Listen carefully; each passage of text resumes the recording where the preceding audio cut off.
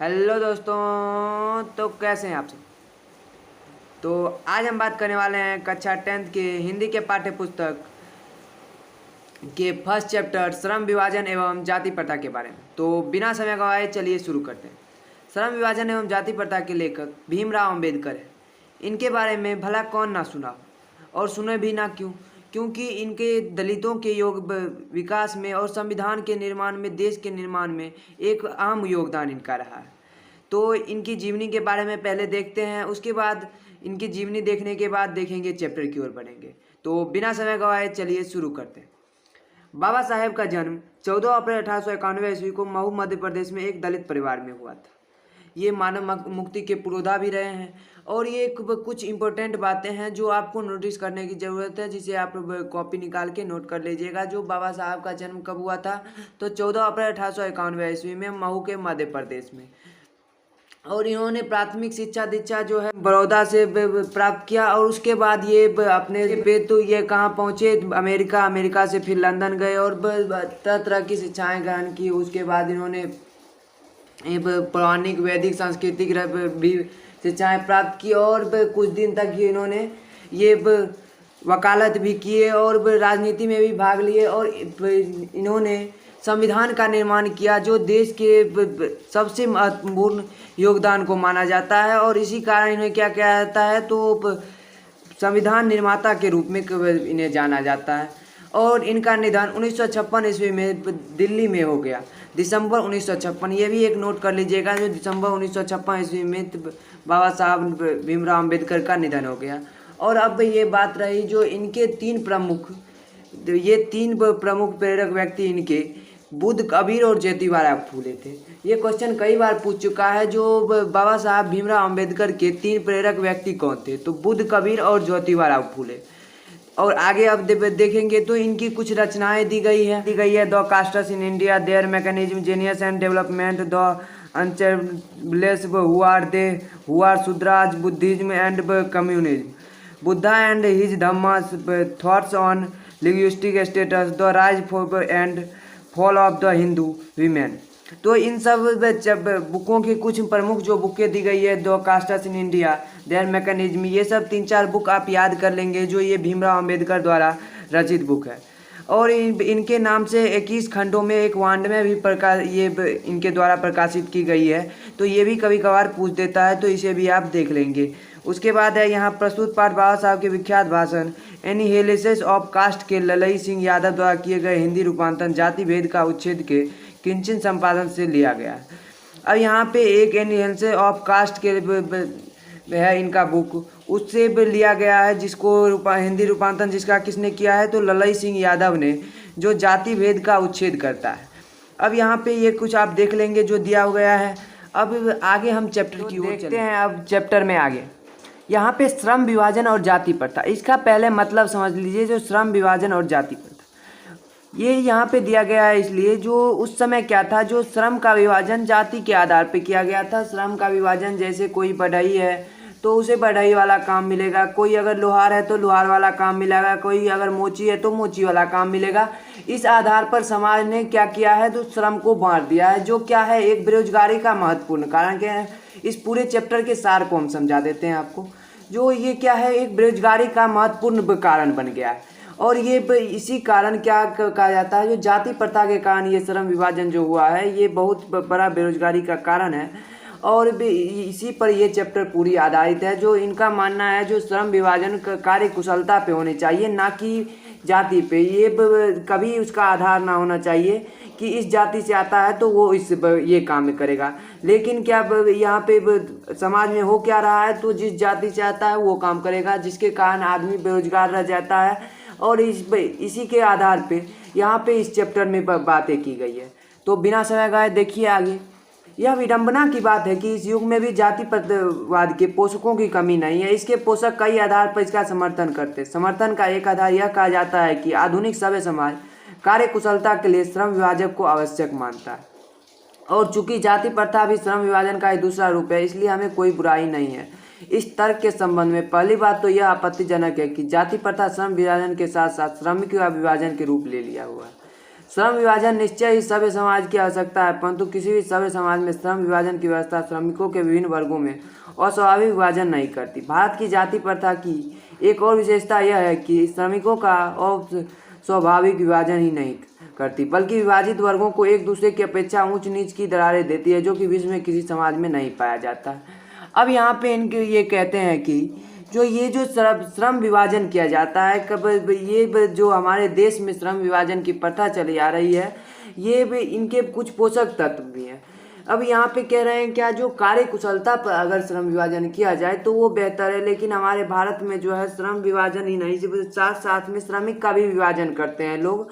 और उसके साथ साथ क्या करते हैं, तो एक दूसरे को श्रमिक के विभाजन के साथ साथ एक दूसरे को ऊंचे नीचे का भी दरार देते हैं, जो विश्व में और कहीं नहीं पाया जाता, सिर्फ हमारे समाज में पाया जाता है। जाति प्रथा को यदि श्रम विभाजन मान लिया जाए तो यह स्वाभाविक विभाजन नहीं है, क्योंकि यह मनुष्य की रुचि पर आधारित नहीं है। कुशल व्यक्ति या सक्षम श्रमिक समाज का निर्माण करने के लिए यह आवश्यक है कि हम व्यक्तियों की क्षमता इस सीमा तक विकसित करें जिससे वो अपने पेशा या कार्य चुनना स्वयं कर सके। इस सिद्धांत के विपरीत जाति प्रथा का दूसरी सिद्धांत यह है कि इससे मनुष्य के प्रशिक्षण अथवा उसकी निजी क्षमता का विचार किए बिना दूसरे के दृष्टिकोण जैसे माता पिता के सामाजिक स्तर के अनुसार पहले से ही अर्थात गर्भधारण के समय ही मनुष्य का पेशा निर्धारित कर दिया जाता है। अब यहाँ पे इन्होंने बहुत बड़ी बात कह दी। अब यहाँ पे इन्होंने कहा है क्या, जो समाज में क्या होता है, जो समाज में बच्चे के जन्म से पहले बच्चे के गर्भ में रहते ही क्या किया जाता है, जो उसका पेशा क्या रहने वाला है, वो क्या काम करने वाला है, ये निश्चित कर दिया जाता है समाज के द्वारा, माता पिता के द्वारा, जो कि गलत है। इससे क्या होता है, जो कुशल व्यक्ति सक्षम व्यक्ति जो दूसरे कार्य में जो सक्षम है उसको भी जबरदस्ती कार्य कराया जाता है, जिससे ना ही वो रुचि से कार्य कर पाएगा और ना ही वो अपने कार्य में विकास कर पाएगा। जिससे क्या है, जो व्यक्तियों की क्षमता विकसित करने का नहीं, उसको क्षमता को घटाने का कार्य किया जाता है। क्योंकि अगर मान लीजिए कोई लोहार अगर बढ़ई के काम में बेहतर है, अगर कोई वो इंजीनियरिंग काम में बेहतर है, तो वो लोहार का काम नहीं कर सकता।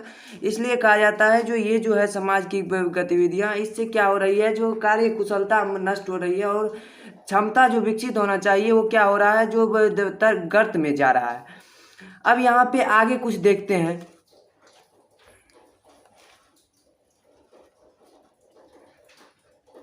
जाति प्रथा पेशे का दोषपूर्ण पूर्ण निर्धारण है ही नहीं करती, बल्कि मनुष्य को जीवन भर के लिए एक पेशे में बांध भी देती है, भले ही पेशा अनुपयुक्त या अपर्याप्त होने के कारण वह भूखों मर जाए। अब यहाँ पे देखिए ये इन्होंने क्या कह दिया, जो जाति प्रथा जो है वो पूर्व निर्धारण, ये पेशे का पूर्व निर्धारण या काम का पूर्व निर्धारण नहीं करती, बल्कि उस काम में बांध देती है लोगों को, उस काम में ही रोक लेती है लोगों को। और भले ही वो अनुपयुक्त हो, वो कार्य सही नहीं हो, फिर भी उसको वही कार्य जबरदस्ती करने पड़ते हैं। आधुनिक युग में यह स्थिति प्राय आती है क्योंकि उद्योग धंधों की प्रक्रिया वो तकनीकी में निरंतर विकास और कभी कभी अकस्मात परिवर्तन हो जाता है, जिसके कारण मनुष्य को अपना पेशा बदलने की आवश्यकता पड़ जाती है।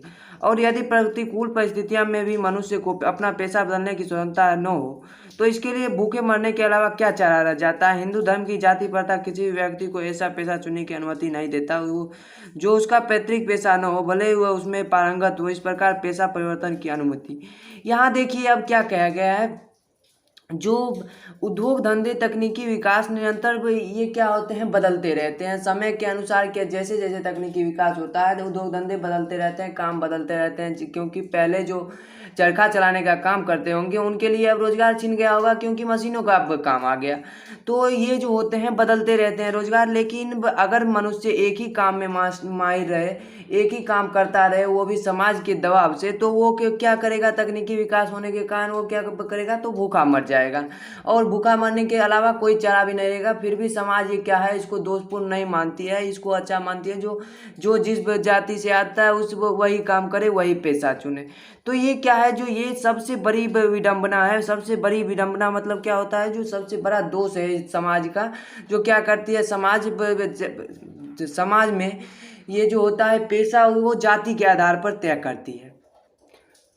नो देकर जाति प्रथा भारत में बेरोजगारी का एक प्रमुख व प्रत्यक्ष कारण बन चुकी है। अब यहाँ पे हम बताए हैं जो कैसे बेरोजगारी का प्रमुख व प्रत्यक्ष कारण जाति प्रथा बन चुकी है। क्योंकि जब जैसे जैसे तकनीकी विकास हो रहा है वैसे वैसे क्या हो रहे हैं, जो हाथ से काम करने वाले थे वो बंद हो रहे हैं। तो उससे क्या हो रहे हैं, जो उसी काम को करते आए हैं ज़िंदगी भर, वो क्या होंगे, वो बेरोजगार हो जाएंगे और भूख की नौबत आ जाएगी। और वो ये प्रत्यक्ष कारण बन चुकी है, और ये ऐसा कारण है जो प्रमुख और प्रत्यक्ष, जो कभी खत्म होने वाली नहीं है अगर ऐसी ही चलती रही तो। और उसके बाद वो बेरोजगारी में क्या होगी, भुखमरी की समस्या आएगी। लेकिन अगर वो कोई और काम करते, अगर कोई और काम सीखे रहते तो वो दूसरा काम कर सकते थे। इस प्रकार हम देखते हैं कि श्रम विभाजन की दृष्टि से भी जाति प्रथा गंभीर दोष से युक्त है। जाति प्रथा का श्रम विभाजन मनुष्य की स्वेच्छा पर निर्भर नहीं रहता। मनुष्य की व्यक्तिगत भावना या व्यक्तिगत रुचि का इनमें कोई स्थान नहीं, महत्व नहीं होता। इस आधार पर हमें यह स्वीकार करना पड़ेगा कि आज के उद्योग में गरीबी और उत्पीड़नी इतनी बड़ी समस्या नहीं जितनी कि यह बहुत से लोगों निर्धारित कार्य को अरुचि के साथ केवल विवशतावश करते हैं।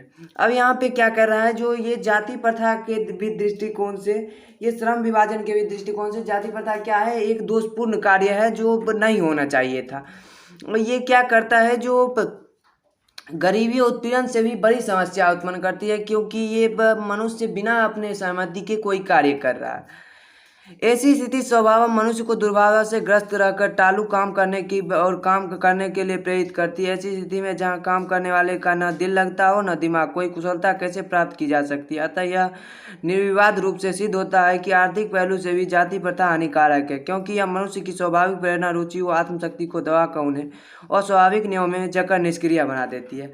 अब कह रहे हैं क्या, जो जिस काम में लोगों का दिल नहीं लगेगा, जिस काम में लोगों की रुचि नहीं रहेगी, वो टालू काम, वो काम वैसे ही किया जाएगा जैसे लोग गांव में देखते होंगे जो क्या करते हैं, लोग काम को टालने, बहुत से लोग टालने का जिसमें बीमारी रहता है, तो क्या है, जिस काम में दिल ना लगेगा वो कैसे किया जाएगा। तो ये क्या कह रहा है, जो कार्य भी आर्थिक पहलू भी इससे डैमेज हो रहे हैं। तो इस सब वजह से क्या कहते हैं, जो ये जाति प्रथा और श्रम विभाजन जो है, ये बहुत ही दोषपूर्ण है, ये बहुत ही गंभीर समस्या बन चुकी है आज के समाज की। अब मैं समाज के समस्या के रचनात्मक पहलू को लेता हूँ। मेरे द्वारा जाति प्रथा की आलोचना सुनकर आप लोग मुझसे यह प्रश्न पूछना चाहेंगे कि यदि मैं जातियों के विरुद्ध हूँ तो फिर मेरी दृष्टि से आदर्श समाज क्या है। मेरा उत्तर होगा कि मेरा आदर्श समाज स्वतंत्रता, समानता, भ्रातृत्व पर आधारित होगा। अब यहाँ कह रहे हैं, जो अगर मैं ये सब सुनकर आप ये भी पूछना चाहेंगे, जो मैं अगर जाति प्रथा का विरोध कर रहा हूँ तो आदर्श समाज हमारे दृष्टि से होना क्या चाहिए, आदर्श समाज क्या होंगे। तो ये कहते हैं, जो आदर्श समाज वही है जिसमें भ्रातृत्व, समानता और भाईचारे के साथ रहा जाए, लोग बिना आपत्ति के आपस में रह सके, वही क्या है, तो वही है आदर्श समाज।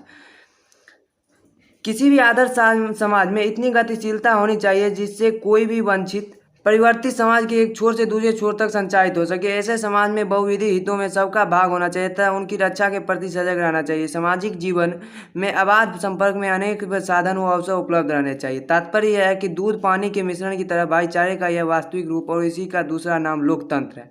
अब यहाँ पे लोकतंत्र की भी चर्चा की है, जो ये भ्रातृत्व और समाज में भाईचारे के साथ रहने का ही नाम लोकतंत्र है। और हमारे समाज में ऐसी व्यवस्था होनी चाहिए जो लोग एक छोर से दूसरे छोर तक जा सके, कोई भी कार्य स्वतंत्रता पूर्वक कर सके। और वो कैसा होना चाहिए, तो दूध और पानी की तरह मिश्रण होना चाहिए, जिससे क्या, जो पता ना चले ये कि कौन सा इसमें किस जाति से आता है, और जो जिस कार्य में माहिर है वो कार्य कर सके। क्योंकि लोकतंत्र केवल शासक की एक प्रसिद्धि ही नहीं, लोकतंत्र मूलतः सामाजिक दिनचर्या की एक रीति तथा समाज के सम्मिलित अनुभवों के आदान प्रदान का नाम है। इसमें यह आवश्यक है कि अपने साथियों के प्रति श्रद्धा व सम्मान का भाव हो। अब कह रहे हैं, जो लोकतंत्र मूलतः सामूहिक जीवनचर्या की एक रीति और समाज में सम्मिलित अनुभवों का आदान प्रदान है। अब ये क्या है, तो लोकतंत्र में लोगों का भी ये शासन ही सिर्फ लोकतंत्र नहीं है, सामूहिक कैसे लोग रह रहे हैं, कैसे समाज में लोग जी रहे हैं, कैसे अपना जीवन यापन कर रहे हैं, उसके बाद साथ साथ कैसे अपने विचारों को आदान प्रदान कर रहे हैं, इसी का नाम लोकतंत्र इन्होंने बताया है। और अपने साथियों के प्रति स्पर्धा, अपने समाज के लोगों के प्रति स्पर्धा ही, श्रद्धा व सम्मान ही क्या है, ये लोकतंत्र है। तो यहाँ पे ये चैप्टर खत्म होता है। अब कुछ क्वेश्चन आंसर हैं, तो इसको अगले वीडियो में हम देखेंगे। तो अगर ये वीडियो आपको अच्छी लगी तो चैनल को सब्सक्राइब करें और वीडियो को लाइक शेयर करें। तो आप अपनी प्रतिक्रिया जरूर दें कमेंट बॉक्स में। वीडियो भी लंबा हो चुका है, तो यहीं पे ख़त्म करते हैं। आप मिलेंगे अगले वीडियो में, तब तक के लिए बाय बाय, अलविदा।